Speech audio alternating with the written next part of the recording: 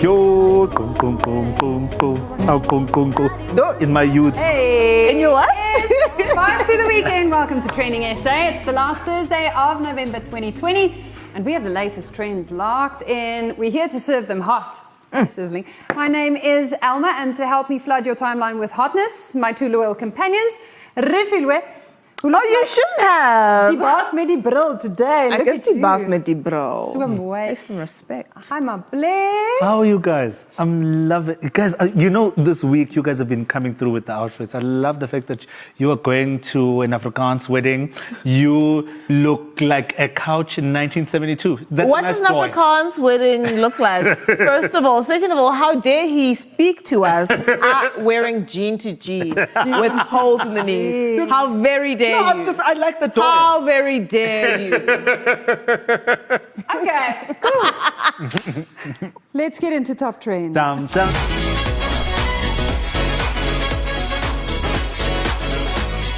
This is like a whole weekly wrap-up, so stick with us. The Argentine football icon Diego Maradona passed away yesterday at the age of 60. He suffered a heart attack 2 weeks after undergoing surgery to remove a blood clot in his brain. Now tonight we celebrate the legend that was Maradona.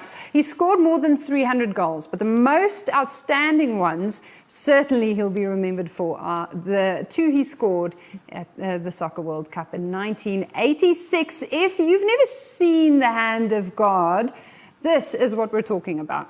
That much of Hodge or Trevor Stephen. Maradona just walked away from Hoddle then.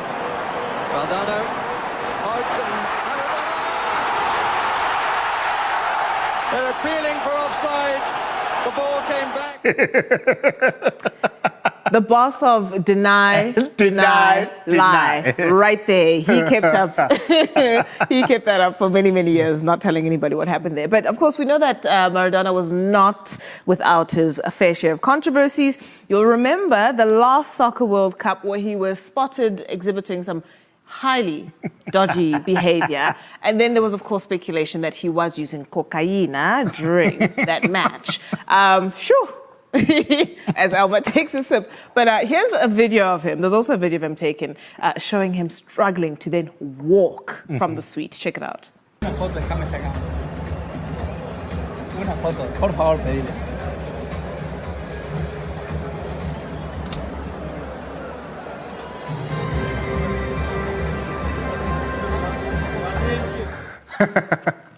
Love him or hate him. Lovely. Love him or hate him. On the pitch, off the pitch, there's no denying that Maradona lived his life with passion and to the fullest. Guys, when you consider his entire life, his entire career, and you had to use one word to describe Maradona. Tiny guy, ne? Yeah.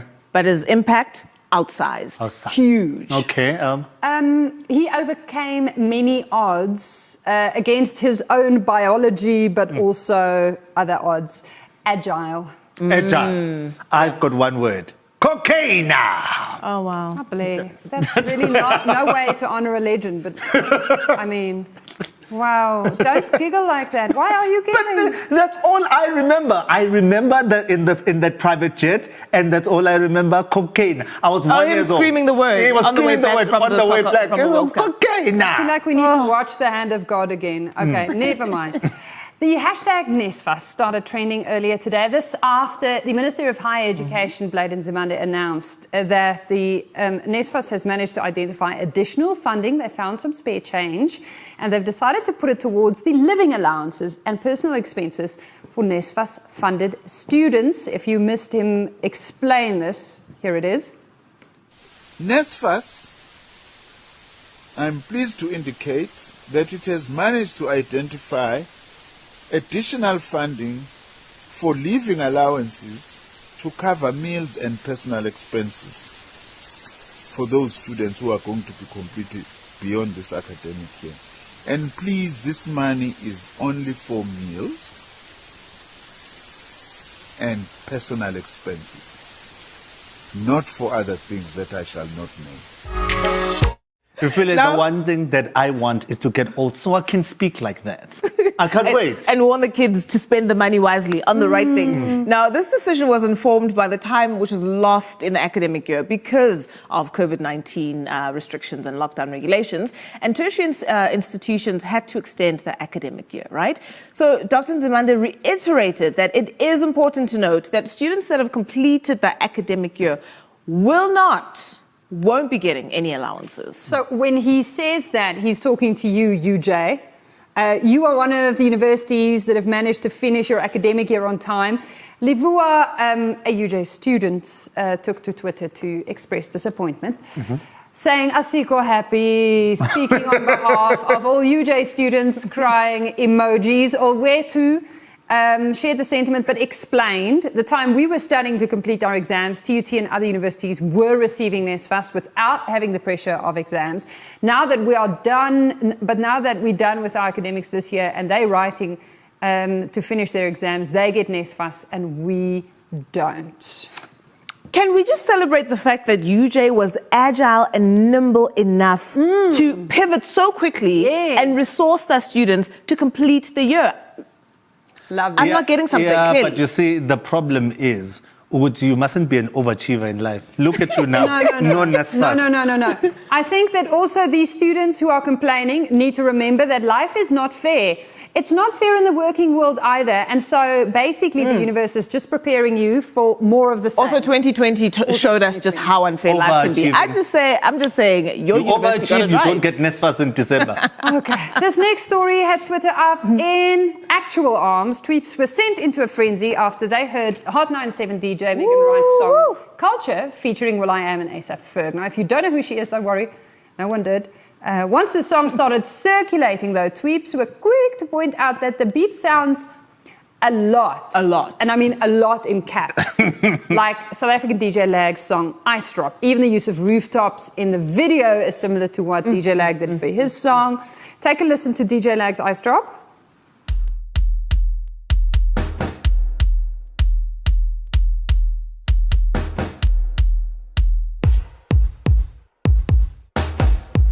Oh, that's all you get. Okay, and here's Megan Wright.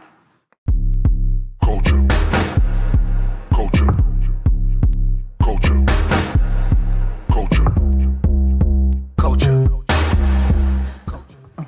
I know why they stole it. Because it's hot. Get this. Producer and hitmaker will.i.am, who's featured on this song, has since come out to clarify-ish, okay, this mess with this IG Live that he did. The person that's at fault is myself. When the song was turned in, I turned in the credit information to Megan. And I obviously got the credit information wrong. And when I realized I made a mistake, I tried to fix it. And at that point in time, it was already too late. Guys, this is a prime example of fumbling the bag. Okay. Right, DJ Lag should have learned from the Marvin Gaye Foundation. When somebody steals your song and they're that big, what you do is you wait on the sidelines. You wait for the record label to promote the song. You wait for them to make a video. You wait for it to get on TikTok that kids are playing it and whatever. And then when they go, and the nominees for Best EDM Song are Megan, and then you go, that's my song. Then you collect your bag. Your cut of Right now, the royalties. song is off streaming platforms. It's being recalled.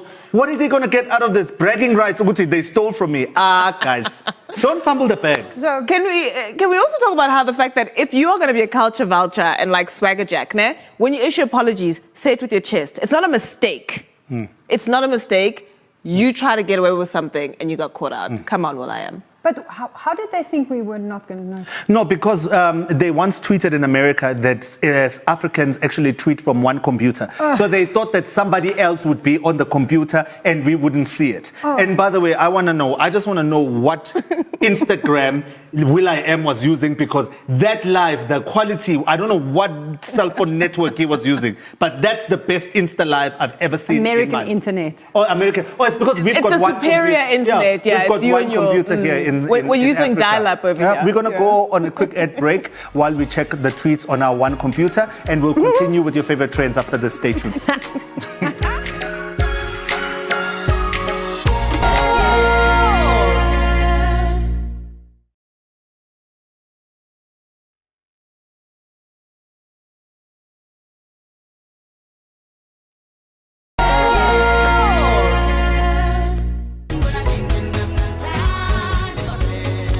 My producer said that I must dance like this because the other one, yeah. So I'm Because what? Can we Welcome play back. this? You are still tuned into Trending SA. We're still unpacking some of the top trends Can we play this at the Afrikaans wedding that I'm going to? that you were talking about this week. So this story popped up on my timeline after Sidwell Ngwenya, popularly known as Saifo, took to social media to announce that he got married to his partner Amira Mira in a lavish private wedding. He tweeted this. Right, so he said, guess what, mate? Officially, Mr. and Mrs. Ngwenya. While some tweets congratulated Mr. and Mrs. Ngwenya, some tweets couldn't get over his real name. Mama Sihle tweeted this. She said, so I saw the tweet Mosidwell getting married, and I ignored it. Kanti uSaifo, kanti usisipo. Hi, get confused, man. Anyway, congrats. And it is just Dave tweeted this. Okay, Dave is also a black person. Before opening the comments, I literally said, Sidwell, this guy looks like Saifo Sipo. Kanti, it's him. And then Etamas, okay? It's like a radio drama in here. Yeah, it says, dear Saifo, I respect that you prefer to use your government name now that you're a man of a particular age. But please understand, it doesn't sit well with me. I'm always going to call you Saifo. P.S. I hear Outsurance is hiring. Yes! So it seems like Saifo is going by his real name, Sidwell. Didn't sit well with many of you on the timeline.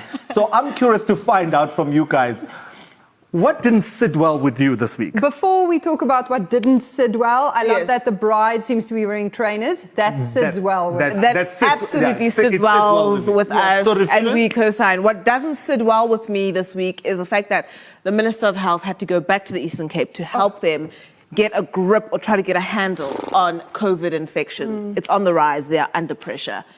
Yeah, doesn't sit well. The Fundudzi report into the mess at Cricket SA doesn't sit well with me. Yeah. Because, well, a lot of money was spent and some really dodgy decisions were taken, and also journalists were barred from Cricket SA press conferences. Remember that? Not cool, very scary. Doesn't sit well with you. No, it doesn't sit well. What didn't sit well with me is when I saw the Black Friday deals in South Africa.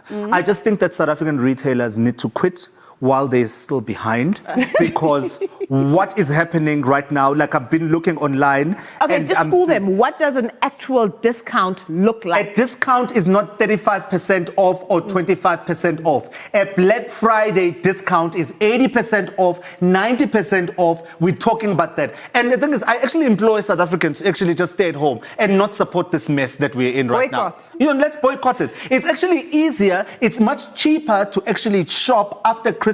It's actually cheaper than what they call Black Friday. The only Black Friday thing that matters is 2 liters of Coke or of cool drink for R5. That's the only Black Friday we get in this country. All right, so retailers, a heads up from Mabule. upset. Tell us at home what didn't sit well with you this week. Hit us up on Atza on 3. Now, this next story, much more serious, has been circulating on my timeline for a while. This is after several trucks have been torched in both Gauteng and KwaZulu-Natal. Another issue has escalated with reports that one driver was killed and over 29 trucks torched. This is in the space of 2 weeks. Yesterday, 2 more trucks were set alight in Etwatwa on the outskirts of the east of Johannesburg. All right, so at the heart of this orchestrated attacks on the trucking industry, South African truck drivers are retaliating against the employment of foreign national drivers. The Road Freight Association has called on the presidency to intervene to protect the economy, their business and employees. To help us understand some of the burning issues in the trucking industry, we are now joined by the CEO of the Road Freight Association, Gavin Kelly. Gavin, thank you so much for joining us on the show. So far, as we said, over 29 trucks torched, someone has been killed, many drivers are fearing for their lives. You've called on the president to intervene. What do you want him to do? Well, the first thing, let me say, is that the burning trucks don't sit well with me. Absolutely, as they shouldn't. Yeah. So what we've asked the president to do is basically really 3 things. The first thing was that this isn't the first time this has happened in the country.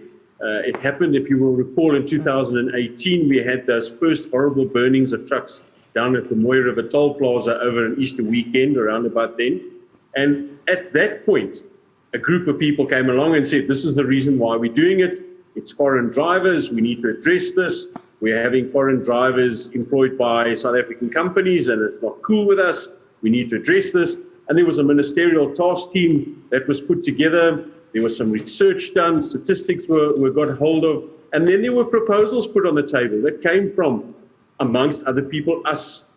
2.5 years later, those proposals haven't been implemented. We're saying to the president, please make sure your departments implement those proposals. The second thing that we're saying is that we need to protect citizens in this country as well as legal foreigners. We need to protect their lives. You can't go around burning people, shooting people, destroying their lives. How many people does a single driver support? We all know what the economic situation is like in this country. Now you want to go and attack some innocent driver, whether he's a South African, because we've had South Africans attacked in this recent series of burnings. They're not foreigners. So how are those families going to carry on? So we're saying to the president, we have the South African police services. Get them to do their work. In the first instance, to find out, get the information about really who's behind this and to prevent these acts of violence happening. And then where they do happen, to stop the perpetrators, to intervene, to arrest, and to ensure that the perpetrators are brought to book. Now, and then in the final, yes, carry on. Sorry to interrupt you, Gary, but just to the point where you're saying that if this is even really the root of the problem, the real problem, right? What solutions did you put on the table and contribute to those initial, that initial discussion that you think will actually will finalize this whole matter and put it to bed? Well, if this is really a labour matter, if this is really about employing foreign drivers by South African companies, this is easy to solve because it's against legislation. We have current legislation. It's been around for a long time. So what we said to the president was some of the proposals that we made that haven't been implemented is quite simple. Go and do the investigation. Go to the companies. I mean, the ADTF, who's behind all of this, must surely have the information of the companies who are employing the foreigners, so we can get that information, get the South African police services, all those departments from the Department of Labour to go and do the investigations. If they find it is true, to take action and to stop it. Hasn't been done. That's simple. Okay. Gavin, thank you so much for joining us. It was great to have you on the show. We are definitely going to keep an eye on this developing story, and we'll definitely be ringing Gavin up again as soon as it's important. We are going to take a quick break. We'll continue with more trends after that.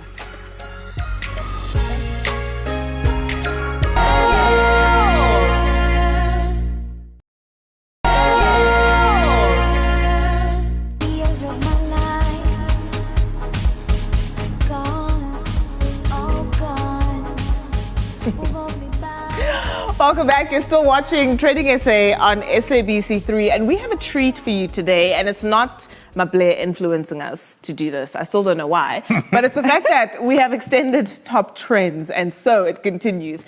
Yesterday, we learned that the People magazine's sexiest man alive and Black Panther actor Michael B. Jordan is planning on opening up an OnlyFans account. Yes, honey! And now he was spotted arriving in Atlanta, Georgia with none other than Lori Harvey. So now dating rumors are reverberating through social media. Soon after that, hashtag Lori Harvey was all over the timeline. Tweets were quick with their fiery comments about her previous entanglements with prominent Hollywood stars such as P. Diddy, Junior Diddy, Justin, Future, there's Future, Trey Songz, and Memphis Depay. That's a lot. So, Many people. So people weighed in about what is going on, and then Good Vibes had this to say. Right? Good Vibes said Lori Harvey is finally be with good black men. I love to see it. Yo, grandma. Papa Pope XO entered with this comment, said, no way that Michael B. Jordan and Lori Harvey's story is real. No way. Michael bites that's knowing she was the streets. Because grandma. These people. So speaking of unlikely couple and situationships and entanglement, why are people so bothered that Lori Harvey is actually just living a life. Yeah, she's a young woman with a very healthy dating life. I mean, I feel the first tweet because I'm just like, Diddy. You could read the first tweet. No, I can feel the first tweet, okay. like the energy behind it. Diddy, for me, if I was her mom, I'd have been holding my breath every day Right. she went on a date with that man, or Future, because of Future. Ooh. Michael B. Jordan, just safe, tidy. That seems If cool the to me. story was Michael B. Jordan is now dating Lori Harvey after in the last year he also dated Rihanna, Beyonce, Taylor Swift, Ellie Goulding and Katy Perry, everyone would this would make him more sexy. Yeah, Of course, less it sexy. happens all the time. It's called misogyny patriarchy. How does it Do- go? Misogyny patriarchy. Do you know what I was looking at? I was looking at South Africans throughout this whole thing. I Yeah. wanted to see what they're going to say because we have no leg to stand on in matters like this. Why do you we say that? idolize Brooke Logan in this country. That is our queen. Brooke actually went to a family and they were having a function. She arrived there as a waitress. She stole half of the company, married the father, the son, the daughter, everyone, and had kids with everyone in the family. And that's who is our queen. I stand a decisive queen. Lori, Bajole Bonke, date all of them. Date their sons and just go The for way it. you say Lori sounds like truck and Brooke now sounds like pants to me because like, you're not Americanizing any of these. No, because I was talking to South Africans. They know it's Brooke here and it's Lori. Brooke and Lori. Yeah. Okay, so my players laid down the law. Let's just leave young women alone and let them live their lives. But just before the curtains called and the credits start rolling, I stumbled upon this very funny video that Nadia Jafta posted on her socials. Take a look. So, I just want to show you this rash I have here, and I'm getting it on my neck. It's from the dogs because I'm allergic to the dogs. Yeah. But it's spreading down now. It's underneath my towel. It's a whole mess. Yeah, no, I'll show you guys quickly. No! Oh, you don't! You live? Are you mad? And that is energy we love from a mom protecting her kids. What would your mom do? I don't know. I mean, would my mom even register that what I'm doing when I'm doing a live? My mom, no, I don't think my mom knows what I'm an IG just live is impressed either. that Nadia's mom is on top of this live business. I just think my mom would just look at me and go, I hope they're paying you. I love the capitalism. No, Yes, it's just baby. that my mom would Yes. just You got to be mercenary about these things. Yeah, Your mom is a queen and a hero. If you're going to flapping your If bits you're about, going to show them everything, they better pay you. and we love you, Nadia. Thank you for the entertainment and thank you for joining our party. That's how we wrap up another exciting installment of Trading SA. Unfortunately, we are not on your screen tomorrow. But don't despair. If you've missed any of the stuff we've covered this week, catch the Omnibus Sundays every week from 9:30 until 11 to get your fix. We'll see you Monday. Cheers.